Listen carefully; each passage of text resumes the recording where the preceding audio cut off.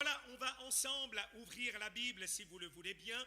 On va lire, j'ai omis de dire à notre sœur à la vidéo, c'est dans le deuxième livre des rois, dans la version Louis II traditionnelle.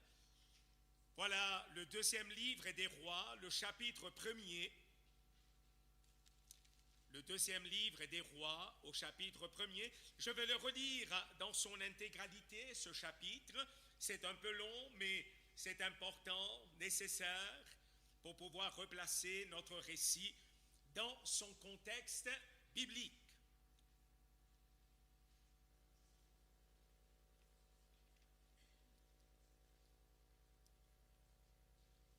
On lira le chapitre en entier.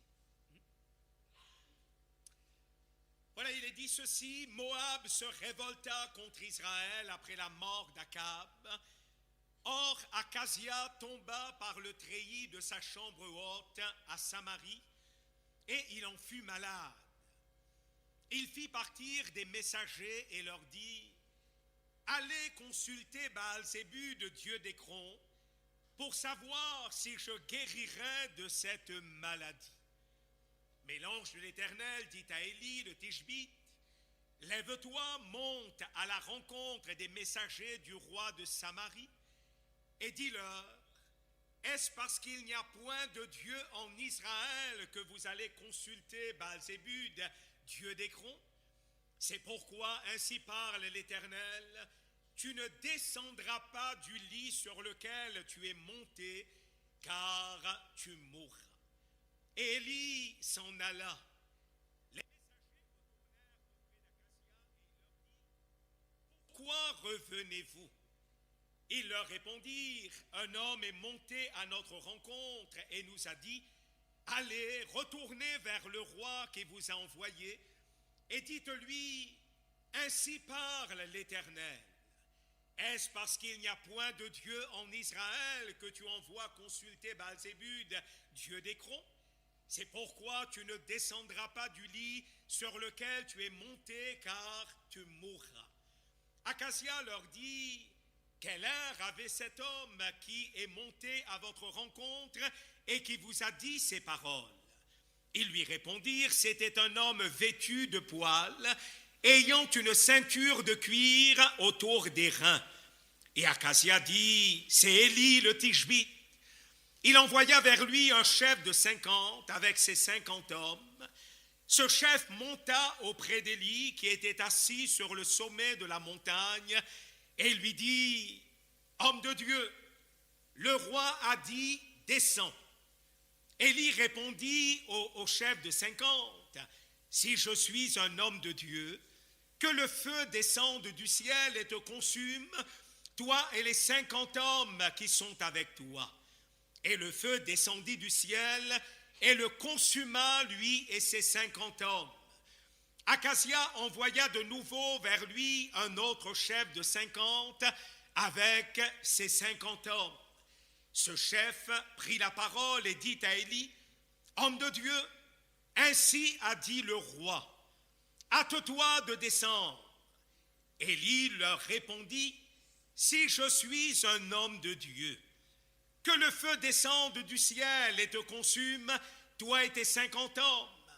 Et le feu de Dieu descendit du ciel et le consuma, lui et ses 50 hommes.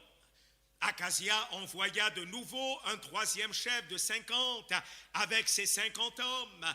Ce troisième chef de 50 monta, et à son arrivée, il fléchit les genoux devant Élie et lui dit en suppliant: Homme de Dieu, que ma vie, je te prie, et que la vie de ces 50 hommes, tes serviteurs, soit précieuse à tes yeux. Voici, le feu est descendu du ciel et a consumé les 2 premiers chefs de 50 et leurs 50 hommes. Mais maintenant, que ma vie soit précieuse à tes yeux. L'ange de l'Éternel dit à Élie: Descends avec lui, n'aie aucune crainte de lui. Élie se leva et descendit avec lui vers le roi. Il lui dit: Ainsi parle l'Éternel, parce que tu as envoyé des messagers pour consulter Baal-Zébud, dieu d'Écron, comme s'il n'y avait point en Israël de Dieu dont on puisse consulter la parole, tu ne descendras pas du lit sur lequel tu es monté, car tu mourras. Akazia mourut, selon la parole de l'Éternel prononcée par Élie, et Joram régna à sa place la seconde année de Joram, fils de Josaphat, roi de Juda, car il n'avait point de fils. Le reste des actions d'Akazia et ce qu'il a fait, cela n'est-il pas écrit dans le livre des chroniques du roi d'Israël? Amen. Voilà, nous arrêtons là notre lecture ce matin. Et pour celles et ceux qui étaient là dimanche dernier, vous vous en souvenez certainement, nous avons partagé sur le témoignage de ces trois chefs militaires qui, sur l'ordre d'Akazia, vont monter à la rencontre d'Élie afin de le ramener vers le roi. Et nous avons dit que ces trois chefs, alors qu'ils s'approchaient d'Élie, qu'ils montaient à la rencontre d'Élie, sans même s'en rendre compte, ils vont s'acheminer vers la plus grande crise de leur existence. En effet, deux de ces chefs vont aborder Élie avec beaucoup de désinvolture, avec légèreté, et même, je dirais, nous l'avons souligné la fois dernière, avec arrogance. Et la Bible nous dit que la conséquence de leur inconséquence, c'est que Élie va, commander le feu du ciel, et ces deux chefs, ainsi que leurs 50 hommes qui les accompagnaient, vont mourir par le feu. Le troisième chef, lui, tirant instruction de l'expérience de ces deux premiers chefs, la Bible nous dit qu'il va aborder Élie avec un état d'esprit différent. Lui ne vient pas d'une manière désinvolte, mais lui, il vient avec toute la crainte respectueuse qui est due au Dieu, d'Élie. Et puis, il ne vient pas avec arrogance, mais il aborde Élie avec humilité. Avez-vous remarqué, il commence par se prosterner. Il dit, homme de Dieu, que ma vie et la vie de ces 50 hommes soient précieuses à tes yeux. En d'autres mots, qu'ils n'en soient pas comme des deux premiers chefs et des 100 hommes qui, les ont accompagnés. Et lui, la Bible nous dit qu'il aura la vie sauve. Nous avons dit la fois dernière que ces trois chefs sont en quelque sorte l'image de l'état d'esprit que l'on peut rencontrer ici-bas dans ce monde. Mais ils sont aussi l'image de l'état d'esprit quelquefois qui pourrait habiter notre cœur, même en tant qu'enfant de Dieu. Et ces choses ne se manifestent, ne sont mises à la lumière qu'au moment où nous nous approchons de Dieu. Parce que nous l'avons dit, la Bible dit que Dieu est lumière. Et lorsque nous nous approchons de Dieu, alors nous sortons de nos pénombres. Nous apportons notre vie à Dieu. Et nous permettons à ce que la lumière de Dieu vienne nous éclairer. Et le propre du Saint-Esprit de Dieu, c'est qu'il a le pouvoir de révéler le secret état de cœur. Et c'est ainsi que lorsque nous nous approchons de Dieu, Dieu a le pouvoir de révéler ce qui est caché, de révéler ce qui est enfoui là dans la partie la plus secrète de notre personnalité intime. Et si Dieu nous révèle ce qui est caché, ce n'est pas pour nous condamner, ce n'est pas pour nous accuser, ce n'est pas pour nous plonger dans la culpabilité. Le diable accuse, mais Dieu montre les choses afin de les rendre meilleures, afin de nous rendre meilleurs, afin de nous amener à tendre, eh bien, vers ce qui est mieux, le progrès dans lequel le Saint-Esprit veut nous entraîner. Nous avons dit que ces deux chefs, ou plutôt même ces trois chefs avec les hommes qui les accompagnaient, ils ont été exposés à la mort à cause de la chute d'Akazia. Et au fond, ce Akazia, il était le fils aîné du roi Akab et le fils aussi de la reine, eh bien, impie qui était Jézabel. Et voilà que ce roi Akazia, il a eu, voyez-vous, comment je dirais, une démarche qui a profondément irrité le cœur de Dieu. La Bible nous dit dans 1 Roi au chapitre 22, il servit Baal et se prosterna devant lui, et il irrita l'Éternel, le Dieu d'Israël, comme avait fait son père Akab. Et nous avons dit la fois dernière que lorsque nous lisons, eh bien, la vie d'Akazia, on pourrait penser que c'est un cas d'espèce. Un cas d'espèce en ce que c'est un cas particulier. Mais nous avons aussi dit la fois dernière, Akazia n'est pas un cas d'espèce. Parce que je n'ai pas le sentiment encore aujourd'hui, lorsque Dieu promène, eh bien, ses regards à la surface de la terre, qu'il est moins irrité que du temps, eh bien, d'Akazia, du temps d'Akab, du temps de Jézabel. Nous avons, si vous prenez des notes, je vous redonne ces versets, eh bien, nous avons dit comment aujourd'hui il y a beaucoup de choses encore qui irritent le cœur de Dieu. Dans Zacharie, au chapitre 1er, le verset 15, il est dit « Je suis saisi d'une grande irritation contre les nations orgueilleuses. » Ah, cette tentation à vouloir acquérir toujours plus de pouvoir, c'est quelque chose qui irrite profondément le cœur de Dieu. La Bible nous dit que ce qui a irrité le cœur de Dieu, Hébreux 3,17, eh bien, chez le peuple d'Israël, c'est leur péché d'incrédulité. Ce peuple, eh bien, a osé narguer à un moment donné toute l'autorité de Dieu en disant « Mais nous n'entrerons pas dans ce pays dans lequel tu as promis de nous faire entrer. » Et leur incrédulité s'est caractérisée par le fait qu'ils ont vu les fruits, eh bien, apportés par les espions. Leurs yeux ont contemplé la gloire, eh bien, du Dieu vivant. Mais ils ont fait le choix dans leur cœur, nous n'adhérerons pas.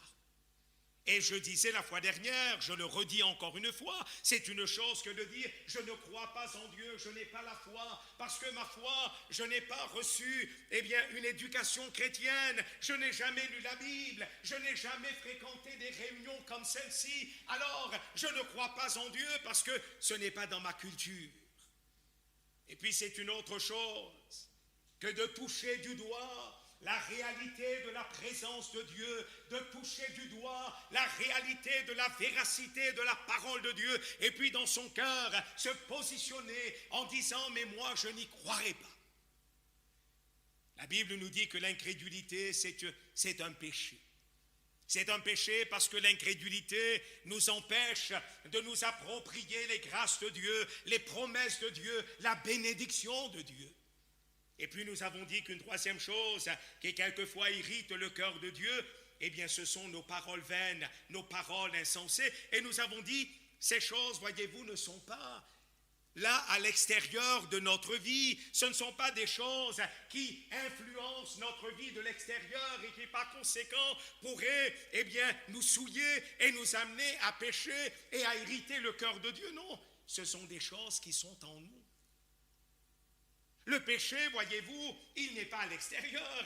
Jésus dit, mais d'où viennent telle ou telle chose? Mais c'est de notre cœur, et c'est dans le cœur que réside le pouvoir du péché. Et voilà pourquoi la Bible nous dit, veille sur ton cœur, plus que sur toute autre chose, car c'est de lui que viennent les pensées de la vie. Nous avons dit que si ce récit nous a été rapporté tout d'abord, eh bien c'est pour nous montrer l'importance de ne pas minimiser la gravité du péché. Oh, quelqu'un va me dire ce matin, mais vous savez frère, nous sommes chrétiens, nous sommes nés de nouveau, nous marchons avec Dieu, nous lisons la Bible, nous venons au culte, nous chantons des cantiques, nous louons le Seigneur, oui. Mais on ne doit jamais oublier qu'on est encore dans un corps de chair. On ne doit jamais oublier que c'est Jésus qui l'enseigne en disant « Veillez et priez afin que vous ne tombiez pas en tentation ». Et par conséquent, eh bien, le péché, voyez-vous, c'est quelque chose avec lequel chacun d'entre nous, nous luttons contre lequel chacun d'entre nous, nous luttons chaque jour. Et nous avons besoin de ne pas minimiser les conséquences du péché. La Bible dit le salaire du péché, c'est la mort. C'est vrai pour l'incroyant, mais c'est vrai pour moi, croyant, lorsque, voyez-vous, eh bien, je n'ai pas su garder mon cœur et que le péché a fait son œuvre en moi. Alors il y a la mort, c'est-à-dire la séparation d'avec Dieu. Et puis ce texte est là pour nous montrer comment, eh bien, ces hommes, lorsqu'ils ont été, comment je dirais, frappés par le feu du ciel, mais ils ne sont pas morts tout seuls, ces chefs. Mais ils ont entraîné avec eux dans la mort les 50 hommes à chaque fois qui les accompagnent. Et nous avons souligné l'importance de veiller sur nous parce que finalement, nous ne tombons jamais seuls et souvent nous entraînons ceux que nous aimons. Ceux qui sont chers à notre cœur. Derrière ces chefs militaires, il y avait des militaires. Et derrière ces militaires, il y avait des épouses, il y avait des enfants, il y avait des familles qui ne demandaient qu'à vivre. Et à cause de l'inconséquence d'un roi, et aussi, eh bien, des manquements, voyez-vous, de ces chefs, je vais y venir en détail dans quelques instants, eh bien, ces hommes ont péri, et avec eux, ils ont plongé dans la détresse des familles. On a besoin de veiller sur notre cœur. On a besoin de veiller sur notre vie. Mais maintenant, pour revenir à ces trois chefs, parce que ce sont eux qui nous intéressent, je dirais que les trois vont tenir, je dirais, à peu près le même langage. Je dis bien, ils vont tenir à peu près le même langage lorsqu'ils vont aborder le prophète Élie. Relisez ce chapitre et vous relèverez qu'au verset 9, au verset 11 et au verset 13, les trois disent « homme de Dieu ». Mais, eh bien, le premier, lui, il va dire « homme de Dieu, le roi a dit descends ». Le deuxième, lui, il va dire, eh bien, homme de Dieu, hâte-toi de descendre. C'est un petit peu, je veux dire, plus pressant. Nous aurons l'occasion de nous arrêter dessus. Et le troisième, lui, il dit, homme de Dieu, mais il a vu les cadavres lorsqu'il aborde Élie. Il en tire instruction, il dit, mais il ne faut pas que la vie de ces hommes et ma vie connaissent le même sort. Alors, ils se prosternent. Les trois disent « homme de Dieu ». Mais le dernier va se différencier des deux premiers par son état d'esprit, qui lui, eh bien, est totalement différent. Et parce qu'il est différent dans son état d'esprit, eh bien, lui, il va vivre. Alors, qu'est-ce qui a différencié ces trois chefs? Le premier d'entre eux, je dirais que c'est un homme qui était mentalement et psychologiquement dépendant du roi et de ses ordres. Comprenez bien. C'était un homme, le premier chef, il était mentalement et psychologiquement dépendant, eh bien, des paroles du roi. La preuve, c'est la façon dont il aborde Élie au verset 9. « Homme de Dieu, le roi a dit, descends. » Homme de Dieu, c'est là, eh bien, l'ordre que j'ai reçu de la part du roi. Descends, il faut que je te ramène auprès d'Akazia. Il est mentalement et psychologiquement dépendant de ce roi. Avez-vous remarqué que dans ses propos, il est très bref? Je dirais qu'il est à un tel point dépendant du roi Akazia, eh bien, il sent qu'il ne peut pas faire autrement que de reproduire mot à mot les paroles du roi Acasia. Le roi a dit, descends. On sent chez lui la même brièveté dans ses paroles. On sent chez lui la même solennité dans ses paroles. Au fond, ce premier chef, c'est un homme, qui obéit à un roi impie. Un roi qui incarne la désobéissance et qui incarne l'idolâtrie. Mais il est tellement dépendant de ce roi, peu importe de qui vient l'ordre, il va obéir au doigt et à l'œil, il va obéir à la lettre. Et au regard de l'attitude de ce premier chef, je dirais ce matin, nous avons besoin, chacun pour notre part, moi le premier, c'est l'exercice auquel je me livre avant de vous apporter la parole de Dieu, je me l'applique. Nous avons besoin au regard de l'attitude de cet homme de nous poser la question, parce que c'est une loi universelle. De qui est-ce que je reçois mes directives? Les directives qui vont déterminer la qualité de ma vie ici-bas. De qui est-ce que je reçois les directives qui vont déterminer la qualité de ma relation avec Dieu? De qui est-ce que je reçois les directives qui vont déterminer mon témoignage dans le monde? C'est une loi universelle, à savoir, nous obéissons tous à quelqu'un ou à quelque chose. C'est une règle et personne n'y échappe. Nous obéissons tous à quelqu'un ou à quelque chose. Un exemple, dans la vie de tous les jours, vous et moi, nous obéissons aux autorités qui nous gouvernent. Et celui qui, se pense qu'il peut déroger à cette règle, mais il devient hors la loi. Et il risque d'être sanctionné par une amende. Nous obéissons tous aux autorités qui nous gouvernent. Je dirais même, c'est biblique.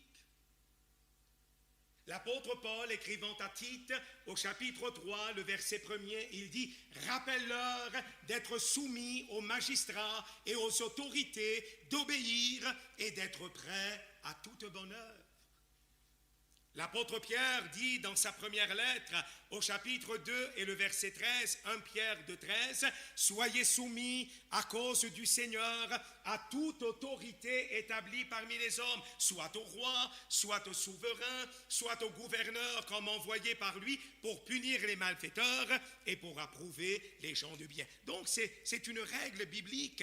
Nous obéissons dans ce monde parce que, nous vivons dans ce monde. Nous obéissons aux autorités qui nous gouvernent.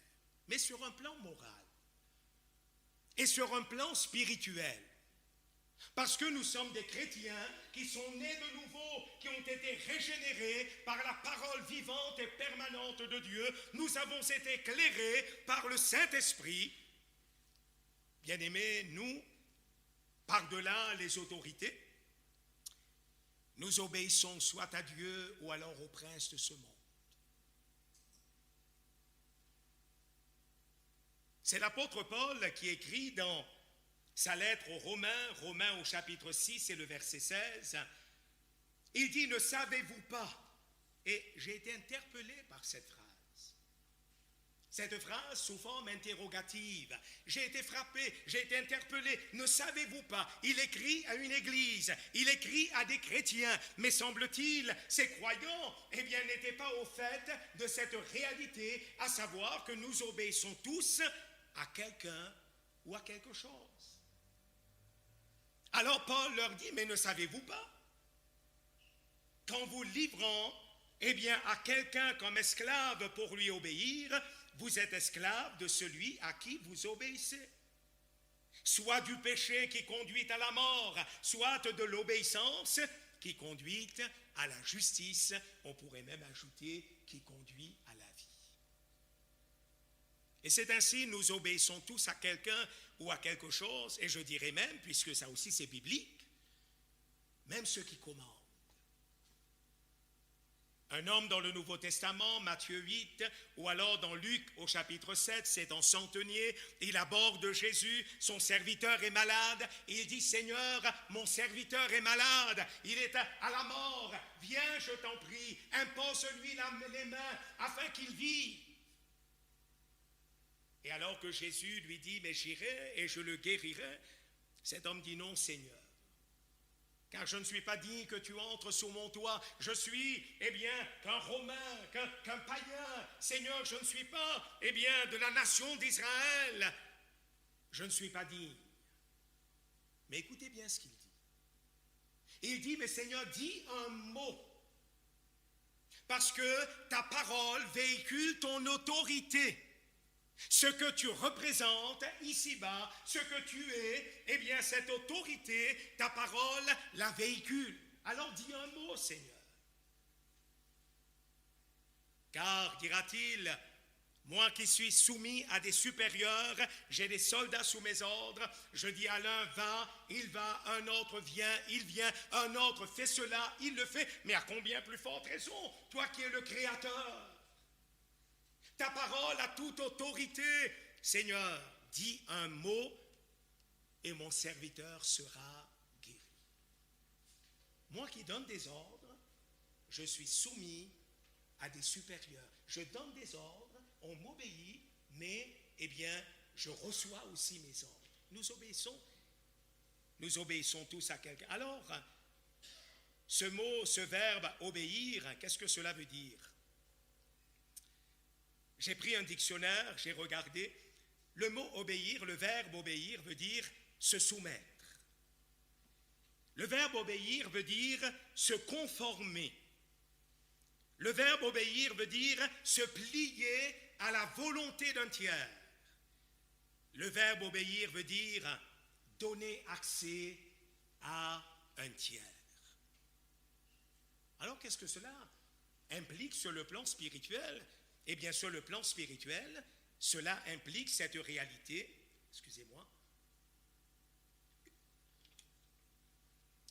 c'est que quand j'obéis à quelqu'un, alors il se passe quelque chose en moi. Quand j'obéis à quelqu'un, c'est comme si je donnais accès, j'allais dire, au sanctuaire de ma personnalité. Suivez-moi, suivez ma pensée. Quand j'obéis à quelqu'un, je donne accès au sanctuaire de ma personnalité. Littéralement, je renonce à ma volonté pour obéir à la sienne. Parce que le sanctuaire de ma personnalité, c'est ma volonté. Dieu a créé l'homme avec un libre arbitre. En nous créant, heureusement, Dieu n'a pas fait des robots dans lesquels on rentre un programme dans le disque dur et voilà que nous obéissons, sans même comprendre. Pas du tout. En nous créant, Dieu nous a dotés, d'une volonté. Et c'est au gré de cette volonté, soit je me soumets à Dieu, soit je me soustrais, à Dieu. C'est au gré de ma volonté. Écoutez bien.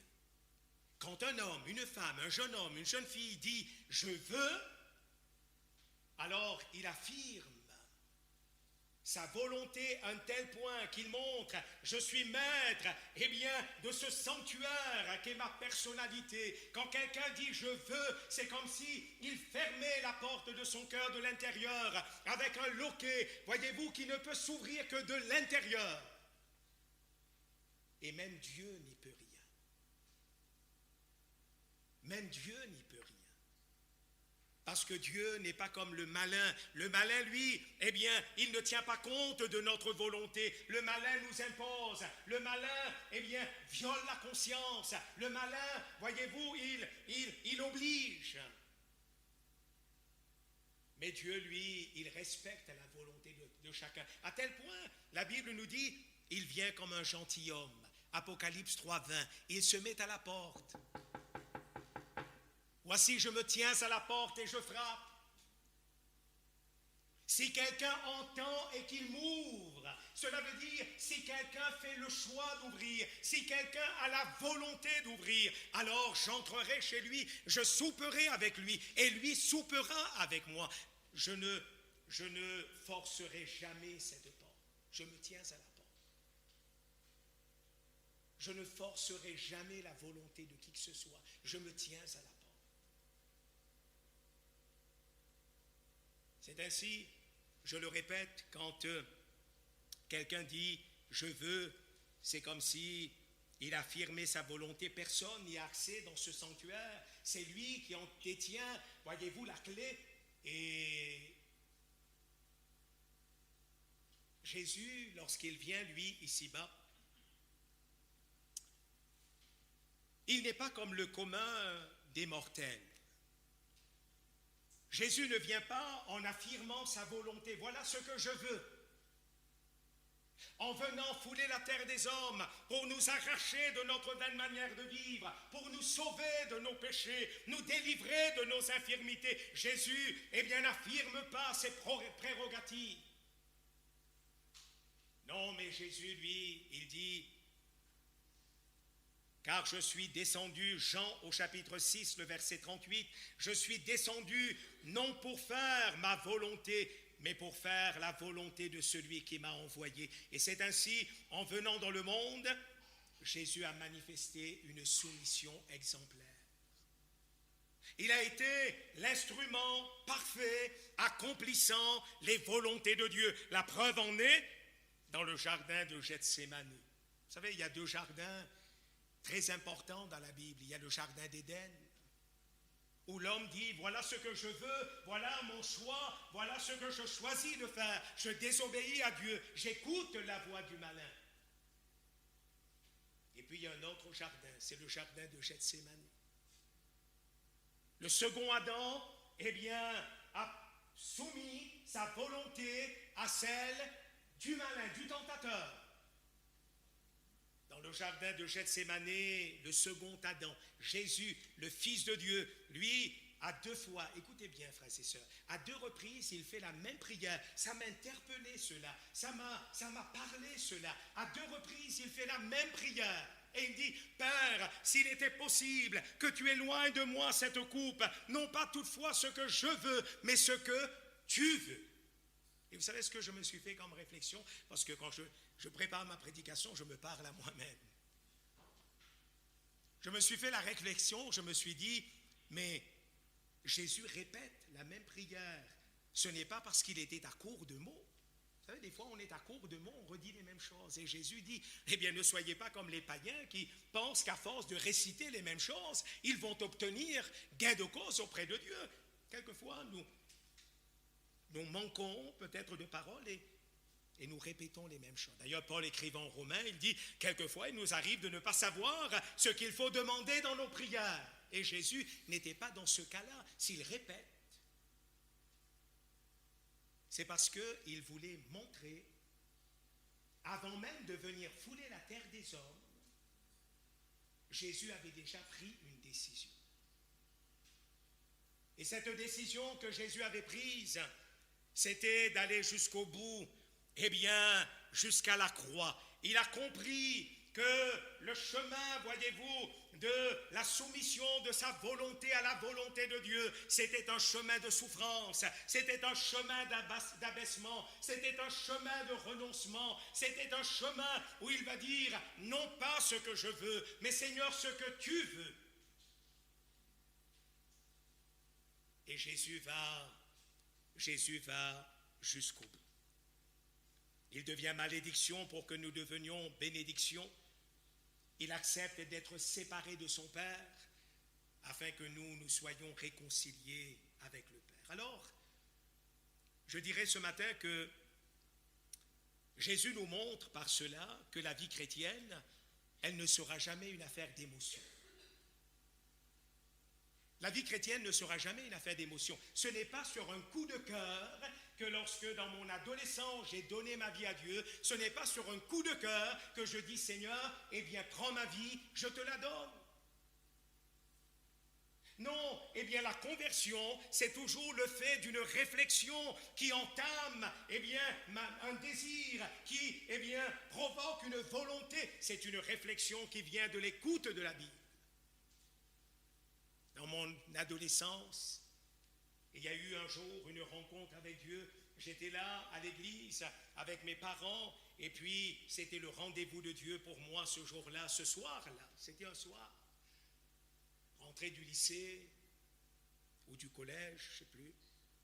Je suis passé à l'église où mes parents y étaient. C'était le rendez-vous de Dieu.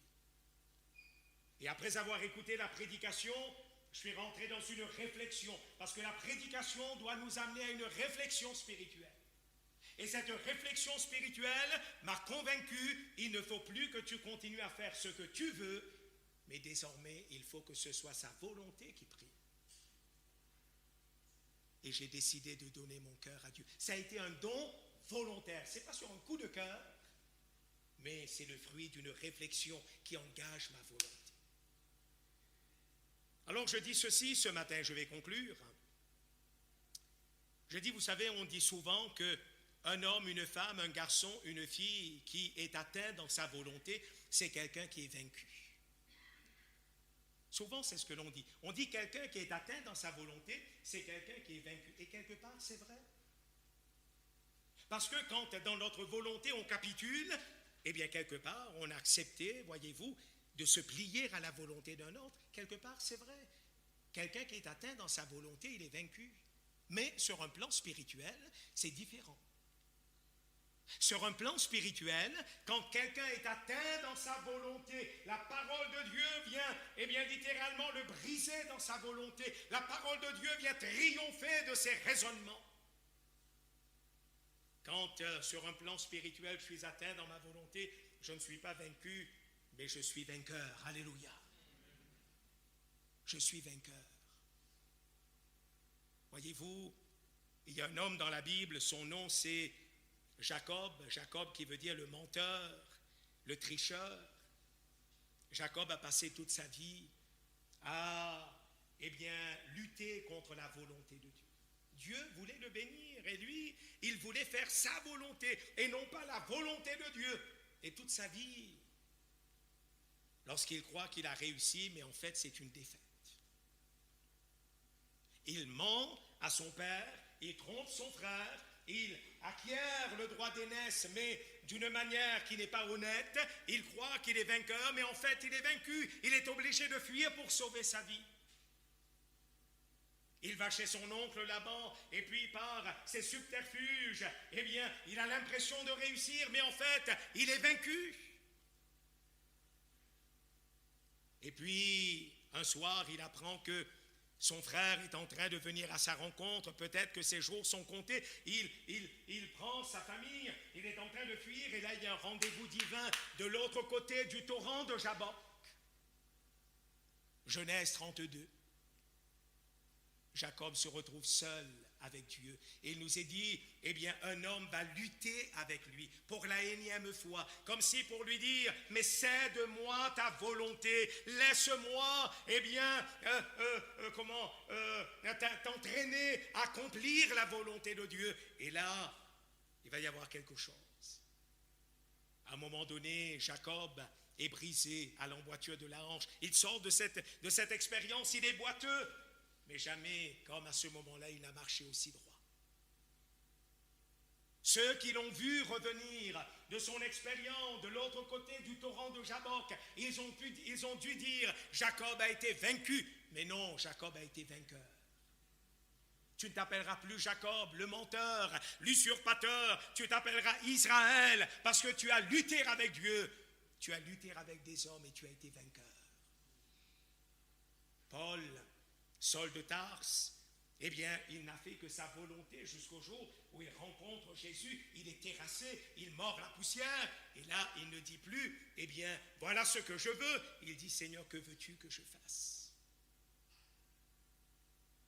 Quelqu'un qui est atteint dans sa volonté, ce n'est pas un être qui est vaincu, c'est un vainqueur.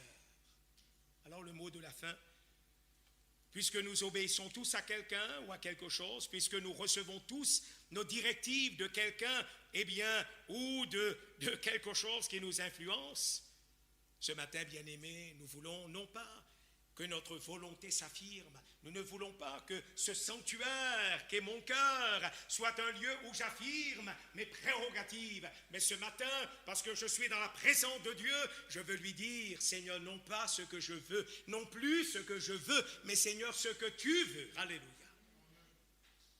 Ce que tu veux. Et bien-aimés, si ce matin, on acceptait que ce soit la volonté de Dieu qui prédomine. Et si on pouvait céder notre volonté à celle de Dieu, si on pouvait comprendre, c'est un bon maître, ce n'est pas, dictateur, c'est un bon maître. Si on pouvait le comprendre, alors ce matin, nous obéirons à sa volonté. Et nous nous soumettrons à sa volonté. Et ainsi, chaque jour qui passe, nous apprendrons, peut-être juste ce mot, nous apprendrons chaque jour qui passe. Bien que je le veux, Seigneur, je veux faire ta volonté, mais quelquefois je veux, mais je ne le peux pas. Ça, c'est la loi du péché. Paul dit, je sais ce qui est bien, je veux faire le bien, mais je n'ai pas le pouvoir. Et j'ai besoin par conséquent que Dieu vienne sanctifier ma volonté, que Dieu vienne agir dans ma vie, qu'il me donne la force, le pouvoir, pour que je dise enfin, Seigneur, ce que tu veux, et non plus ce que je veux. On va se lever ensemble, on va prier le Seigneur. Et on va dire, Seigneur, ce matin, puisque nous recevons nos directives, tous de quelqu'un, nous ne voulons pas les recevoir de quelqu'un d'autre, sinon de toi, Seigneur. Instruis-nous, parle-nous. Seigneur, viens nous convaincre par ta parole. Dieu est là ce matin pour faire du bien. On va se recueillir. On va invoquer le nom de notre Seigneur, le nom de notre Sauveur. On veut croire que ce matin, Dieu est là pour bénir, Dieu est là pour faire du bien, Dieu est là pour nous entraîner après lui.